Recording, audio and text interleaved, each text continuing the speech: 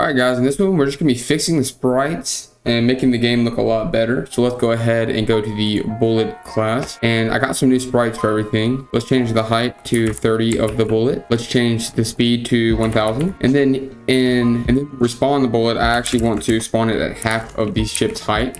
So get height divided by 2, and that is it for the bullet class. And now let's go to the asteroid class, and we're going to rename it enemy spaceship, just like that. And now I'm going to rename the file enemy spaceship.java. The buffered image needs to be called enemy spaceship, so enemy spaceship, just like that. And then I thought we would make the code a little better and make some variables for the randomness. So public int rand dimensions max equals 75, and public int rand dimensions min equals 35. And then we need to rename the constructor to enemy spaceship. And then instead of putting 75 here, we put rand dimensions max, and we put rand dimensions min where 35 is, so here and here. And that'll fix us hard coding in those numbers. And then when we're reading the file, we need to set it equal to enemy spaceship, not asteroid, and we need to return the enemy spaceship instead of the asteroid. And that is it for the enemy spaceship class. Now we need to go to the asteroid spawner and fix the naming of this. So now it's going to be called enemy spaceship